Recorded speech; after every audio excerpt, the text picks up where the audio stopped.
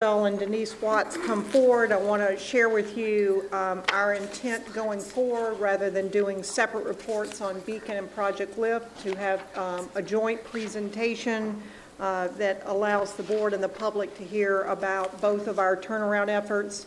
I would also remind the board that we have two schools that are both in Beacon and in Project L.I.F.T, so it made sense to join Nancy and Denise in this presentation.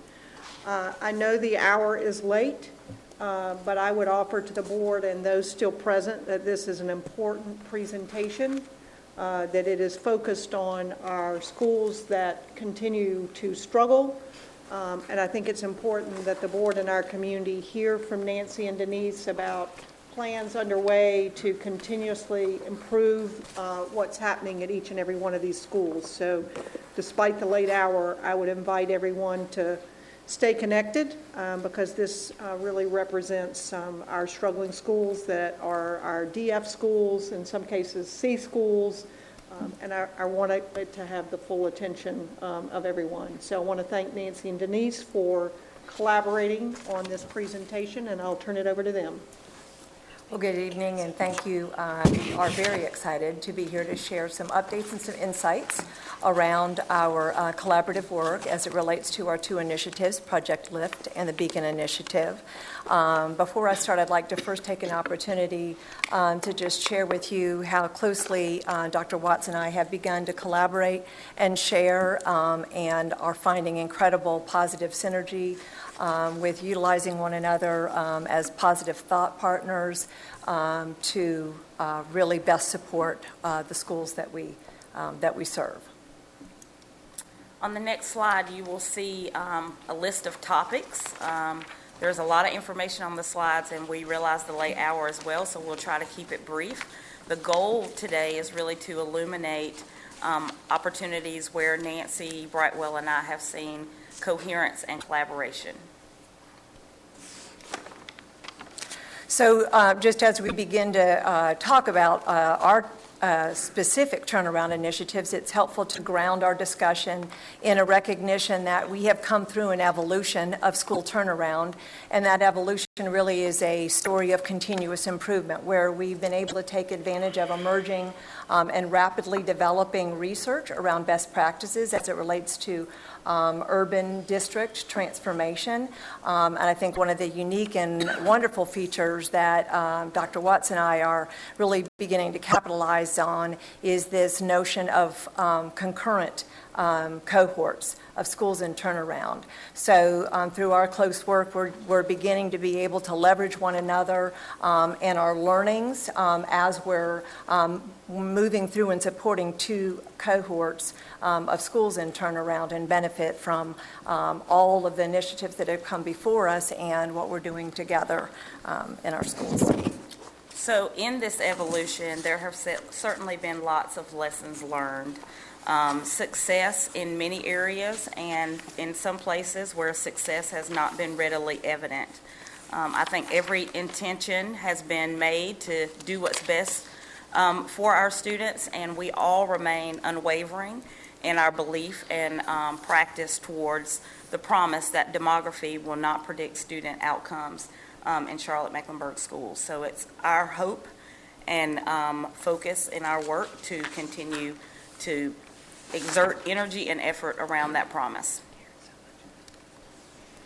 As you can see, and most of you are very familiar with L.I.F.T, I'm a couple of years ahead of Beacon. These are the 9 Project L.I.F.T schools.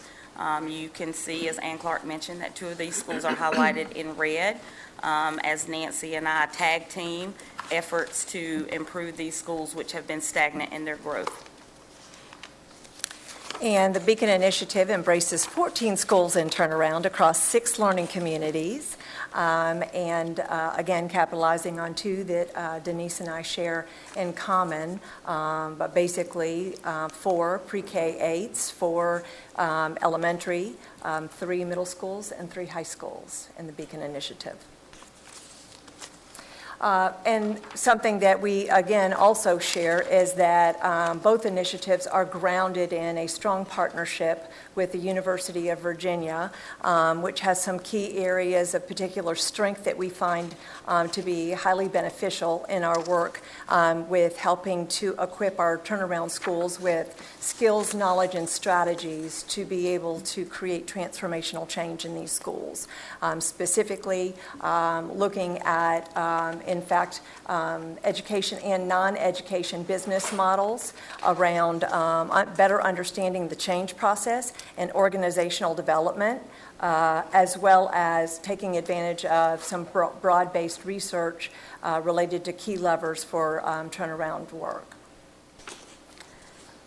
Obviously, these are two models that I'm sure you've seen before. The purpose of this slide is to really show how there are similarities in the two initiatives. I think most evident in looking at both of these is the focus on talent and the focus on time. And there are some obvious differences as well. I think in common is the fact that the synergy of all of these pieces working together will be important in advancing the turnaround work. And so, again, we're really trying to pull out and tease out and magnify for our benefit and for the benefit of our emerging work to really create the very best turnaround model in a large urban district such as CMS. And so through that, we're quickly identifying some common strategies that are essential in the work that we're doing. So again, we're unified through our focus on retaining and recruiting strong talent in our neediest schools, of course. We're unified with our focus on job-embedded professional development, data-driven instruction, and of course our district's focus on our literacy North Star is infused through several of the levers that are common to both schools. Both schools, initiatives use 90-day plans to chart out small chunks of their improvement efforts to look for early wins and to leverage those into continuing forward progress. I think one of the things that I have learned, again, being a couple of years ahead of Nancy in her implementation, is the importance of measuring progress and documenting lessons learned. So one of the intentional focuses I've taken is increasing the institutional memory of what has worked well with Project L.I.F.T, but also what has not worked well, and so that we don't repeat common mistakes. And so I wanted to highlight on this slide all of the different ways that we are documenting progress and lessons learned. I'm excited that at the end of October, Public Impact will be producing a 3-year case study on Project L.I.F.T, which will qualitatively describe what has occurred, both good and bad, that will hopefully inform the work that Nancy is doing, as well as future opportunities within CMS. And so the Beacon Initiative will be utilizing a partnership with UNCC, in addition to the CMS Accountability Department, to emphasize use of qualitative and quantitative evaluation methods to ascertain formatively, diagnostically, and in summative ways measures of success over time throughout the course of our initiative. Many of the data points that we'll be tracking will be related specifically to the key levers that are central to the focus of our work, of course being talent management, teaching and learning culture, and how we utilize time as a precious resource flexibly to get maximum benefit. So in our work, we continue to learn and from our experiences and the conditions that we need, and our principals give us feedback on as it relates to what would be most supportive of them in their work and in our work. So some of the lessons learned and conditions that we have already discovered is that the need to protect our schools from overlapping and competing strategies. We're in a very large district with lots of different initiatives going on and opportunities going on, but we have to remain steadfast in our focus on the 90-day plans and the specific strategies that we have identified. Also working to balance press and support, wanting to always keep a sense of urgency at the forefront, but also knowing that this work is hard and it's very easy to get burned out. We want to support our principals in their work moving forward.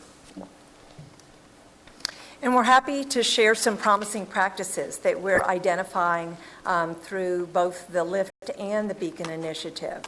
Some key things that we're very excited about. You've heard a little bit about opportunity culture as an emerging strong strategy to keep and retain top talent in our schools through providing increased teacher leadership opportunities to more closely guide and coach and support the kinds of practices that we know will equip our students with strong 21st century skills and knowledge. Also looking at, as we talked about, flexible time through modified calendars, extended learning opportunities through how we use digital learning to extend time well beyond the schoolhouse walls. Also, we have expanded the hugely successful L.I.F.T Academy and are broadening that into all of the high schools that are within the Beacon Initiative as well. In addition, hugely focusing on the importance of social and emotional learning as a foundation and a key linchpin in anything that we want to do in terms of strengthening instruction, being focused on making sure that we're caring for the whole child. So something that we have really worked hard on, and again are seeing some real positive forward momentum, is understanding the concept of, with truly strong turnaround work, you have to be prepared to not only embrace systems and structures from the bottom up, but also look at how within our district we can differentiate support from the top down to be sure that these schools get a different kind of support. That we reimagine what human resource support might look like for high impact and high need schools. That we look at what some of the essential focus needs to be for teaching and learning, how we can maximize on the body of research around turnaround competencies for leadership, and how we can grow and develop strong leaders who are prepared to lead these schools, and broaden our leadership within each of those schools so that we have a stronger succession and sustainability plan. And then, of course, the continuing to focus on what aspects at the district level can support the culture. So the next slide basically just provides some examples of some places where we've begun to offer some differentiated support within each of those structures at the district level all the way down to the school level. And just to give you some insight into some of the accomplishments and work that is currently occurring in our schools, we wanted to highlight some of those. So in the human resources category in Project L.I.F.T, I'm excited to announce that for the third straight year, we have opened school with less than 4 vacancies across all of the 9 schools. We had about 4,000 inquiries and interested candidates in working in a Project L.I.F.T school, which previously these schools have been deemed hard to staff, so we were excited to have that influx of talent, and the work will continue as we move forward in that area as well. And in the Beacon Initiative, as it relates to human resources, some exciting things that we have done to differentiate our support are that we've entered into a contract with TNTP, who has aggressively helped and supported our recruitment, screening of candidates, met with principals to equip them with strong screening and aligned protocols for interviewing to get the very best candidates that are very mission aligned to the work of turnaround. Also, we are getting ready to launch into a contract with Kelly Services, where all of the Beacon schools will have an opportunity to have their substitute vacancies filled through Kelly Services. They're in many large urban districts throughout the nation with incredibly high fill rates, which will be a huge morale builder for these schools and create increased opportunities for them to benefit from professional development opportunities that quite often couldn't happen without the negative impact of a qualified teacher being in all of those classrooms. This year, with a very strong foundation laid in culture and establishing systems and processes, and Project L.I.F.T, we're really able to focus on quality instruction. So the one thing that I'd like to highlight from this particular slide is the implementation of a reading curriculum that supplements what the district offers, that will provide our teachers with more guidance and resources in implementation of the Common Core standards with fidelity within their classroom. So we're really excited about that particular aspect of teaching and learning within our schools. And in the Beacon Initiative, some key unique factors related to the lever of teaching and learning are an increased focus on helping to make resources, high-quality resources for aligned instruction and rigorous student tasks, easily accessible. Time is always a precious commodity for hardworking teachers, and so we've developed a Beacon Live Binder that basically is a one-portal stop to bring some very well-vetted, high-quality resources to all of our teachers in the Beacon schools' fingertips for them to utilize in their classrooms. And we've benefited from our year of planning and the needs assessments that were done at each one of these 14 schools to create a highly differentiated professional development plan that each school gets to benefit and choose based on their needs assessment, the type of professional development that is most going to benefit and support and close gaps specific to the context of the work at their schools. As it relates to L.I.F.T leadership, this continues to be an area of focus through opportunity culture, as has been mentioned already. This year, the work is really focused on turnaround pervasiveness as it relates to leadership and succession planning. So we have hired a director of school leadership, Allison Welcher, and she's doing a lot to support our assistant principals and our other teacher leaders in the right types of professional development that will bolster turnaround efforts within our schools. So it doesn't have to be something that just relies on the leadership of the principal. That's a heavy lift, and then when the principal leaves, it's very difficult to recover from that. And so we're working to make sure that there are a mass of leaders within each school that can carry on the work beyond the principal. And within the Beacon Initiative, some unique features of our leadership development are through the UVA partnership, they have continued to refine their leadership development components. So our principals all just went through a week-long boot camp that focused on helping our leaders to truly understand change processes, the change model, and to look at their 90-day plans in the context of creating sustainable change.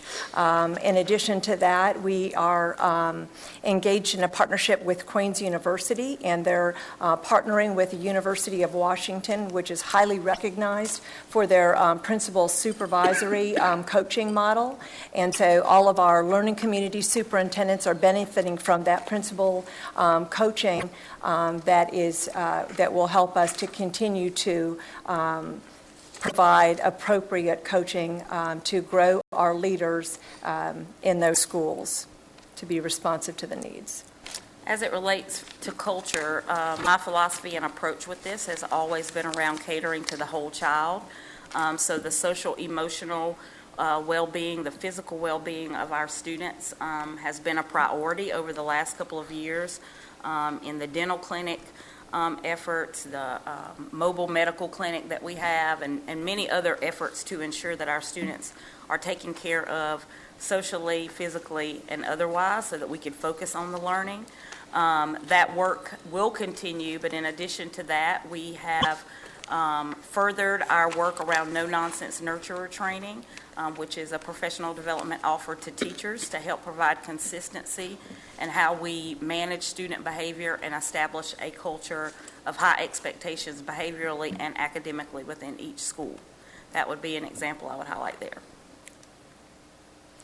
And in the schools within the Beacon Initiative, again, we've benefited from the year of planning and an opportunity for all of the schools within the Beacon Initiative to look at some of the initiatives that were going on in the L.I.F.T schools related to supporting culture and vet other external partners. And so they had an opportunity to pick external partners to support their work on building safe and nurturing culture to improve the climate for learning at their schools. But they were able to make those decisions that were specific to their needs.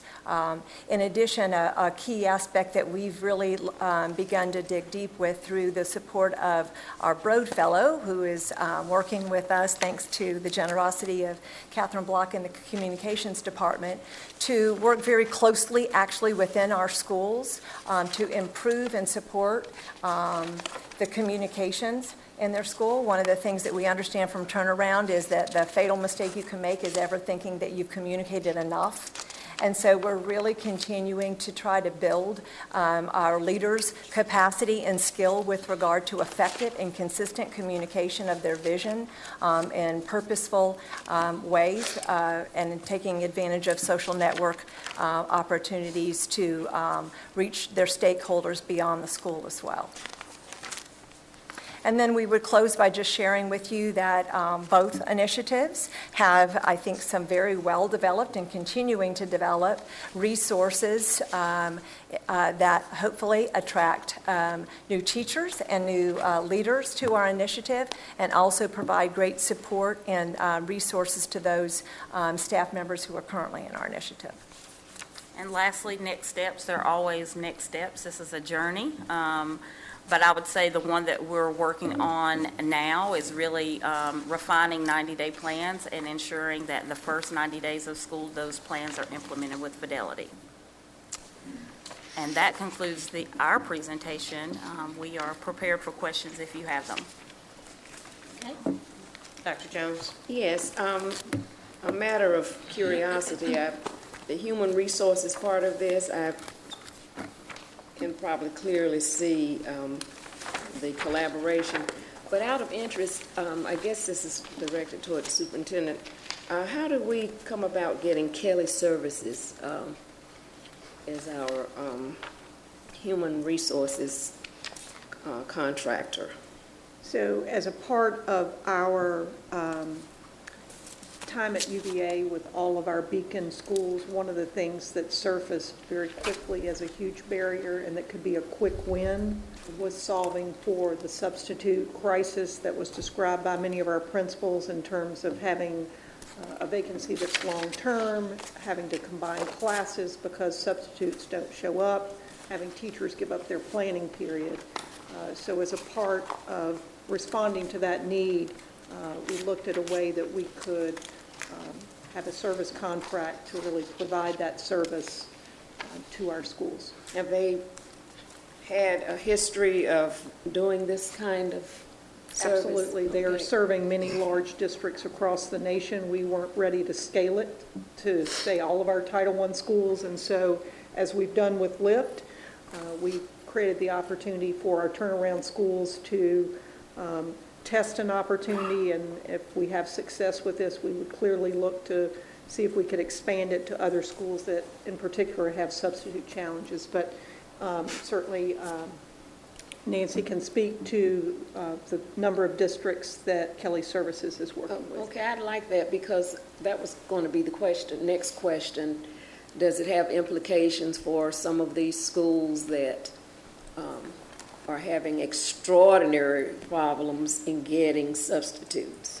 Well, I think one of the things that will happen is that we will have substitutes that are hired through Kelly Services that will work in the Beacon schools, which will allow other subs to be redirected to other schools outside of Beacon as well. So the hope is that they will be able to attract some new talent that will not completely deplete our current substitutes. Obviously, our current substitutes will have the opportunity to consider this. We can't obviously tell them they can't, but the hope would be that Kelly will help us expand our pool of subs, which could allow for some of those next tier schools to benefit.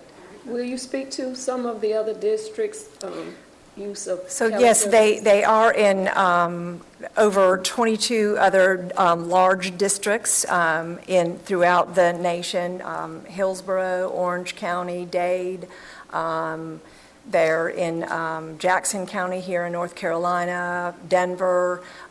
They're hugely successful and highly regarded. We've talked with leaders within those districts at their satisfaction with Kelly services, where many of our high-need schools have an average fill rate of somewhere around 60, at best 65% on a given weekly, monthly basis. Kelly services typically averages somewhere above 90% fill rates. So we hope to increase the fill rates. They also offer extensive training and support for all of their substitutes. So a substitute who is employed by Kelly Services who is having any kind of management issues is going to have a support coach actually come to help them to be a more effective substitute in those Beacon classrooms. So we're excited about the reputation that they have for success in large urban districts such as ours. Thank you. Ms. Byers-Bailey? Thank you, and thank you for this report. It's very interesting to hear you all present jointly. When I first heard that two of my schools was going to have both Beacon and L.I.F.T, I envisioned staff going with their heads spinning as to who should I listen to first. And you're telling me to go left and you're telling me to go right, and what do I do? Good to see that two of your four initiatives are similar, or just about equivalent, Yes. which made that possibility less problematic or potential. Also, with two initiatives going on, have you had any instance of where staff or principalships felt like I'm getting too much help? I'm getting Overload. Right, and that's why I think it is critical for the two of us to work in mutually supportive ways and to have common messaging, common expectations of our principals so that we don't ever put our hardworking leaders in a position of having mixed messages or, being inundated with too much of what seems to be a good thing. And so I think that through our collaborative work and our synergistic efforts, I think that our principals feel that they're getting the best of both. I will say that Nancy and I really serve as thought partners to each other, so we push and pull effectively and have the same goal. And so when issues do arise, because I'm not going to tell you that there's never been an issue or there won't be one, we are quick to pick up the phone and talk it out or enlist the support of the superintendent or Don Robinson to clear up anything before it hits the school and becomes too much of an issue. So I think we've worked through enough that we've systemized it in a way that it lessens the potential for problems. Okay. What would you say, Denise, you have learned from Beacon to augment L.I.F.T and vice versa? So I would say the opportunity to have a planning year and a year to really go deep into a school to determine what the needs are before you hit the ground running is one opportunity that I wish that I would have had. I would also say I think Nancy has been well supported by myself and our colleagues, our peers, the other community superintendents. Like, we're all collectively really in this together, and all of the schools, we own all of the schools together.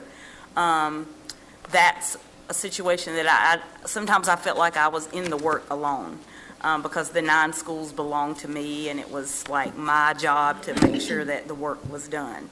And so just having opportunities like that, I think, have been great lessons learned that we need to make sure we document so that as we continue our efforts, we capitalize on.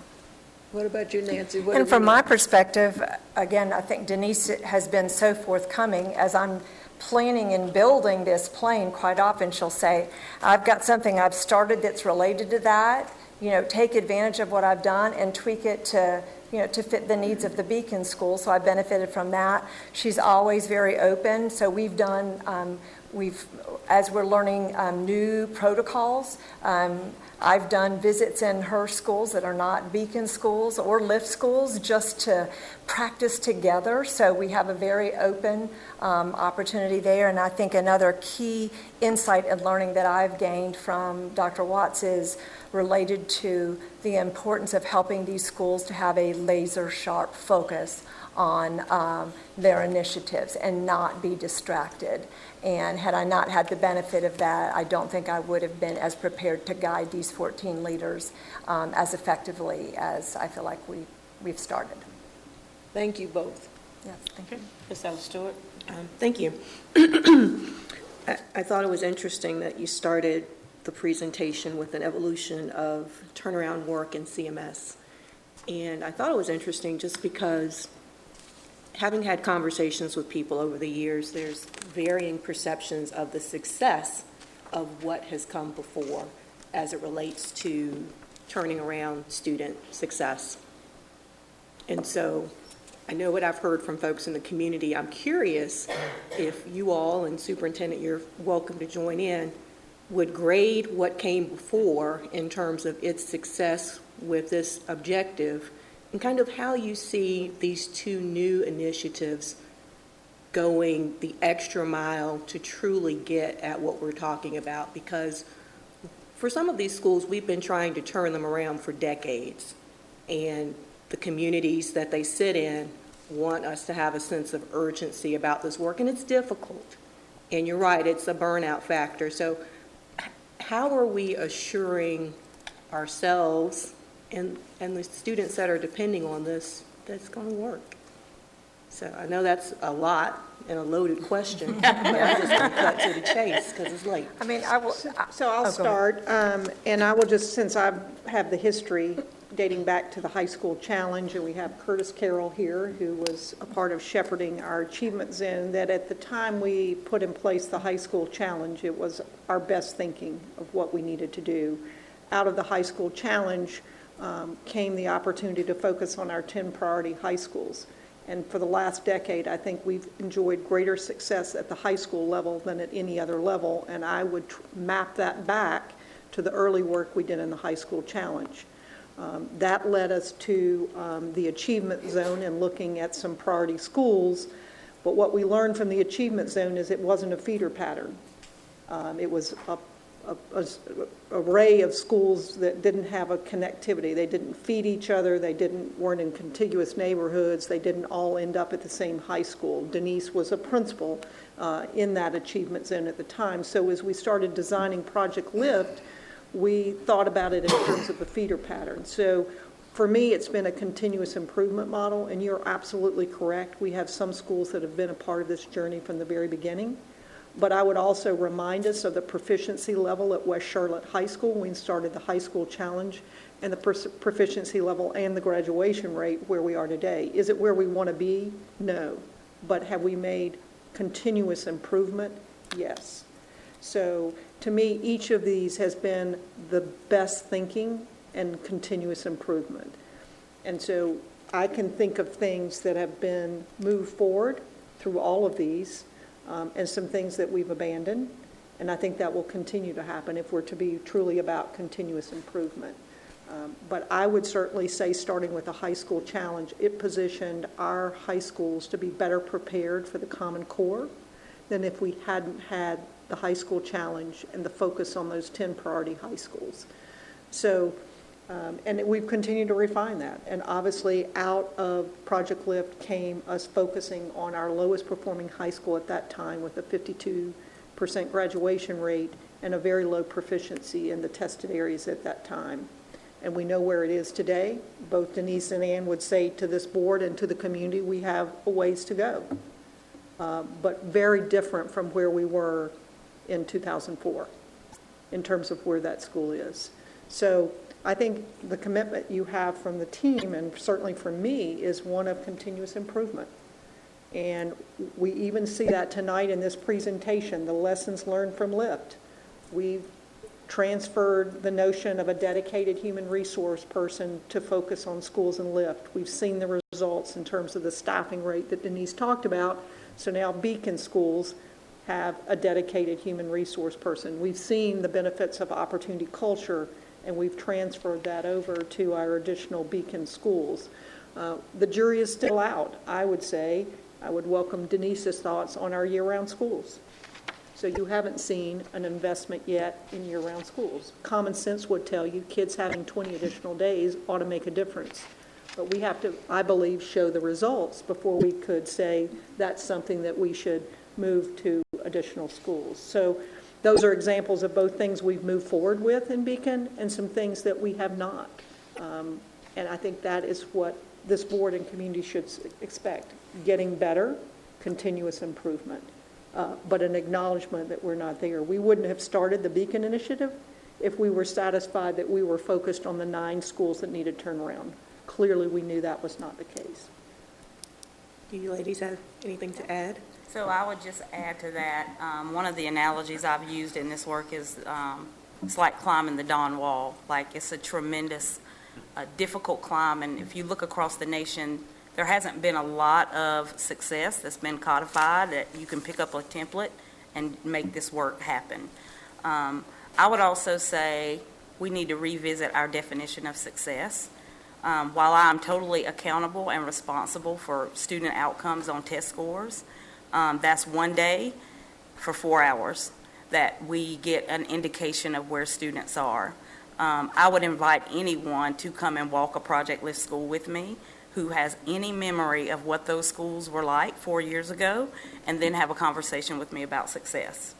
And I feel very confident in what I'm saying right now, that yes, the results are going to come because the indicators that I see now demonstrate that, but you can't climb the Dawn Wall in one day. It's a journey, and I'm committed to the journey.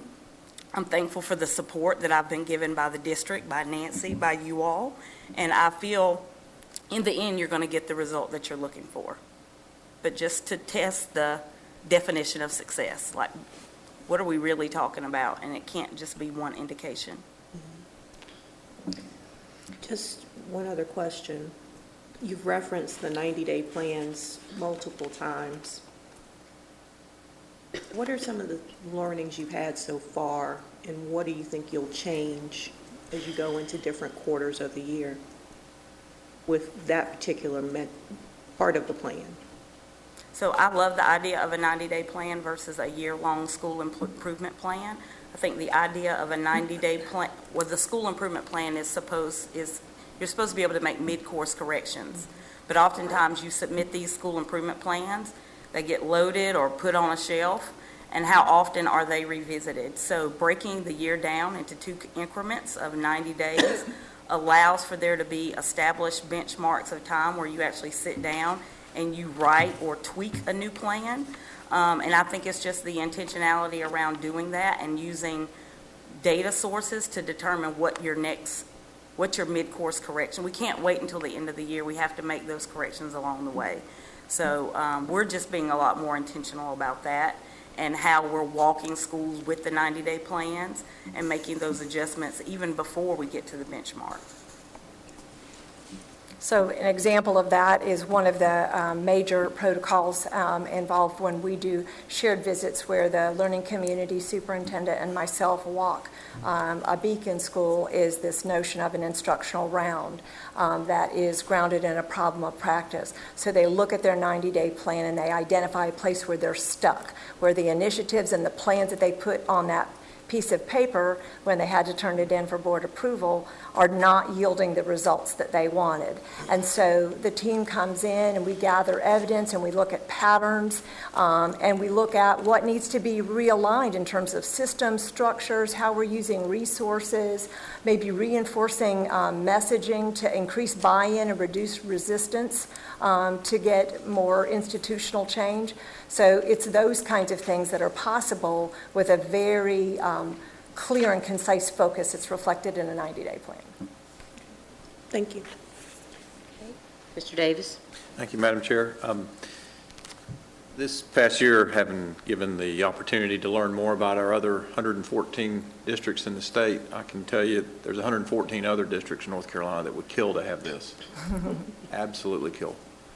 And yet we've got 2 terrific programs, plus Renaissance West, focused on 22 schools. I think that's an unbelievable commitment by this community in this district towards addressing our students' needs.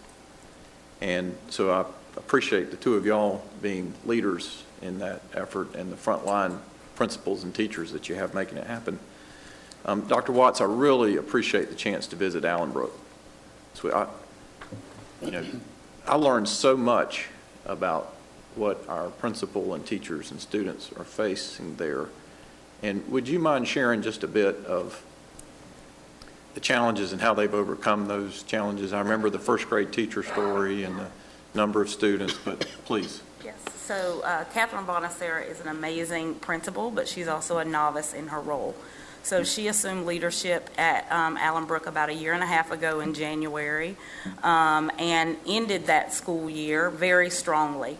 Last year was her first full year as a principal in a school that we've been turning around for many, many, many years. Initially faced with several obstacles. Her school had 100 or so more children show up than what was projected, and so faced with then finding teachers in August and September to fill those vacancies was a significant challenge for her that also pulled on the culture of the school. She raised her hand and wanted pre-K, but that actually exacerbated it because it added, in addition to the over 100 kids, she had 36 pre-K kids and mobile units and things of that nature. She lost her AP in March of last year, and so it was just a confluence of lots of different things. Teachers left for promotions and different opportunities, and again, just wanting to go back to the fact that she was a first-year principal faced with all of those things and how to deal with those things. And the results at the end of the year last year were not what she wanted them to be. She clearly owns them, and there is a renewed sense of urgency and focus about what needs to happen this year. So she's just a great example of resilience and the ability to be able to bounce back from situations that aren't always optimal. Thank you. I think what I learned in that is for those, and I'm guilty of this often too, so I include this in this criticism, who want to focus only on test scores, we're missing the mark. The challenges that Allenbrook would overwhelm any school and any principal, and yet the resilience and the stability and the commitment and the drive continue on. And so we're in the 4th year of LIFT. We are just at the cusp of success. And what so often derails our education reform efforts is just when we get to this point, we conclude it's been unsuccessful, we pack our bags and go home. And then we start all over again. The point of this is to stay consistent, focused, relentless. Don't change horses in the middle of the stream. Keep pressing on. Keep supporting the receptionist at the school and the principal and everyone in between. And I think that'll stay the course. I noticed, Superintendent Clark, that 2 of our Beacon schools, you've just recently sent some of our top-line leadership to run those high schools at Garinger and Vance, and I think that's an added commitment to And I would add Harding to that list. Bingo, thank you. I agree. And then lastly, Ms. Clark, I think what you just demonstrated in terms of institutional knowledge of our reform efforts, I mean, we've got some great leaders that are sitting right there who will carry this forward. But your institutional knowledge, your understanding of where we've been and what we've learned is incredibly important in order to stay the course, to keep moving forward, to not go with some other program, but stay on this relentlessly. That's the key that'll prove success for our students. Thank you. Okay. Anyone else? Mr. Bell? I'm sorry, Ms. Lennon was next, and then you, Mr. Bell. Sorry, Ms. That's all right. So I think one of the most interesting parts of this is looking at why there's non-success, why there's lack of success. It's kind of the root cause analysis and then determining the next. And Mr. Bailey always talks about doing root cause analysis. I was asked by someone in accountability the other day what I thought we needed to do to show equity across the board. I said, we need to do a root cause analysis of every school. We need to know the list. So, because if you can't fix things if you don't know what's wrong. So I agree with you 100% that sometimes you want to get on the horse and start riding before you've even got the saddle on it. And you were almost forced to do that with L.I.F.T. And I'm glad we're taking time to learn what the issues are because they're not the same. We are 170 plus different schools, and each school has its own unique issues and its own unique challenges. And demographics aside, every single school has challenges and has students with challenges. It doesn't, it crosses all the demographic lines. And we need to figure out how we unlock the success in every school. High risk, low risk, high achievers, low achievers, they all need to be moved forward in their academic journey. So I appreciate that. As a parent, I am anxious to hear a little bit more about no-nonsense nurturing, because it sounds like something I need to do at home. Yes, I actually implement some of the strategies with my own 2 children as well. I did some of that like on my text by telling him it was time to go to bed. But I'd like to hear just an example of that. And that's kind of the kind of thing that we probably can't see in a test score, Yep. but you could see in the culture when you walk through a building. Yep. So it helps teachers find this balance between being enablers.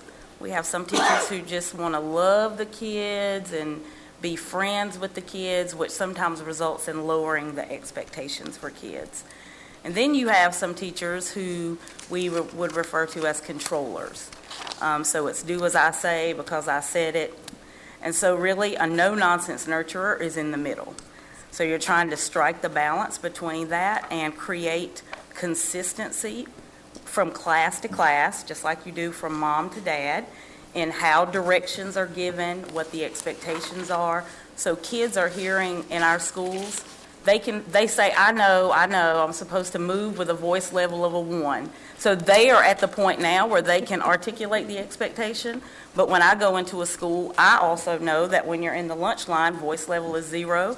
I can go up to a kid and say, the voice level is supposed to be 0 in the lunch line, right? And so it creates a culture where we're all talking the same language, which is what we try to do in our own homes when we have children, right? So it just creates that same environment of nurturing kids, but in a no-nonsense way. It also is what they have to do when they grow up and go get a job. Exactly. It's called how to behave in the world. Right. Exactly. I'm really bummed because I'm looking out here and I see all the staff, and Ann is the only media person. I think there might, I don't know who everybody else is. There's only 5 other people that aren't CMS employees. We had a lot of people at the very beginning of the meeting do public comment and talked about how nothing's going on. We're not doing anything to address the needs of kids. Where are they? Hello, where are they?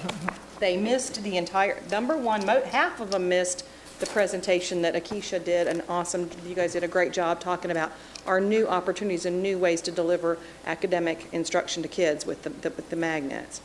And you guys are talking about the most fundamental thing that people are complaining about in this community, where they say there's no transformation going on. We're not doing anything to change the course of direction for kids' academic journeys in our most high-risk schools. We have 2 cutting-edge programs that we need to continue to no-nonsense nurture you a little bit and keep them going and keep the leadership that we have intact to steer these things.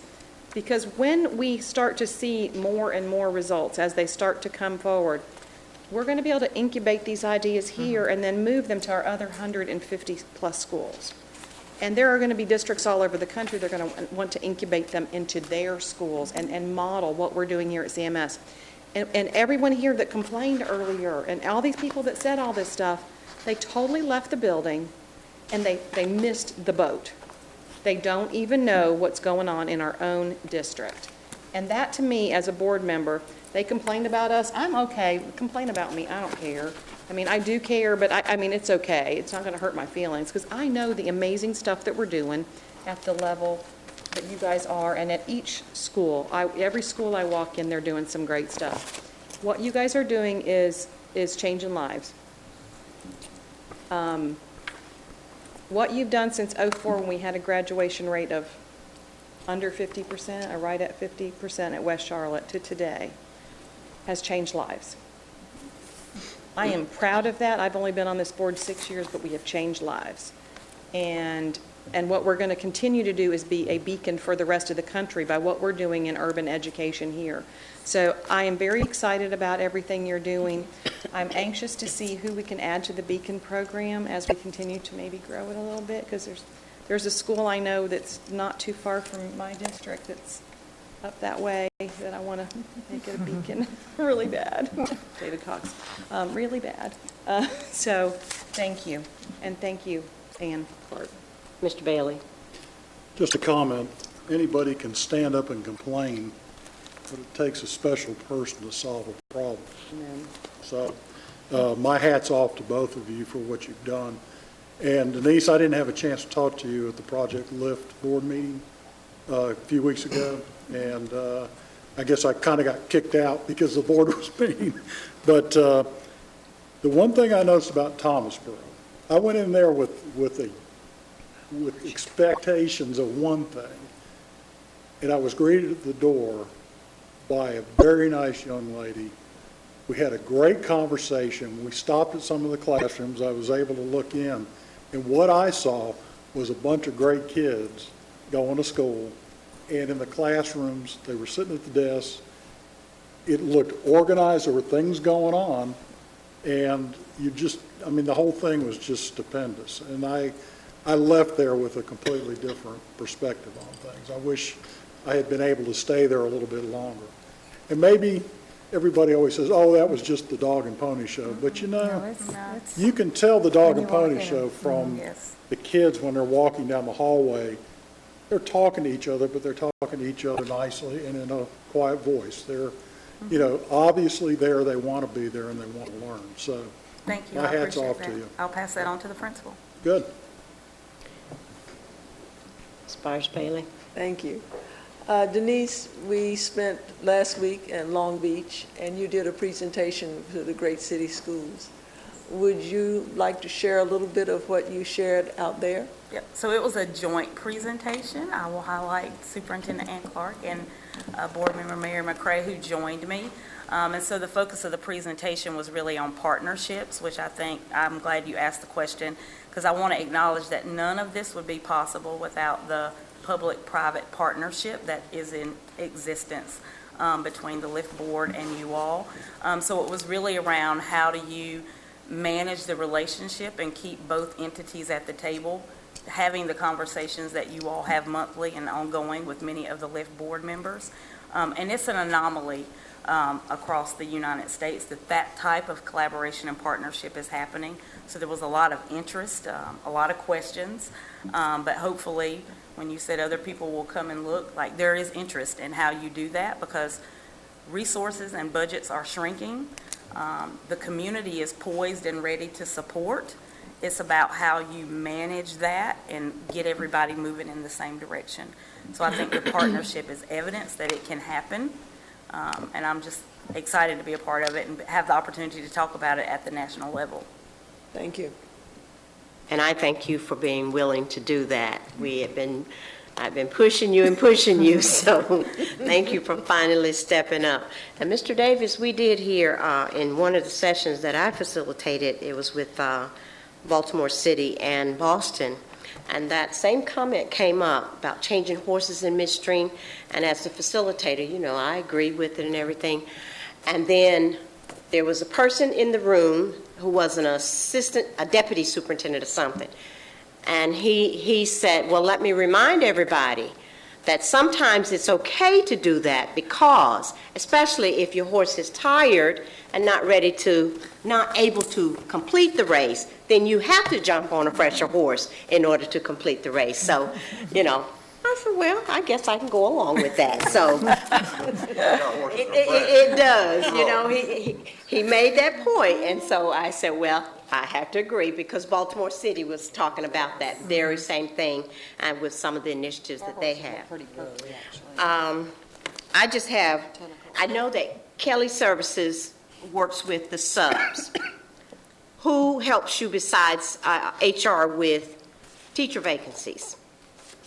Our contract with TNTP has they've been very instrumental in just really shortening the time frame between which applicants apply.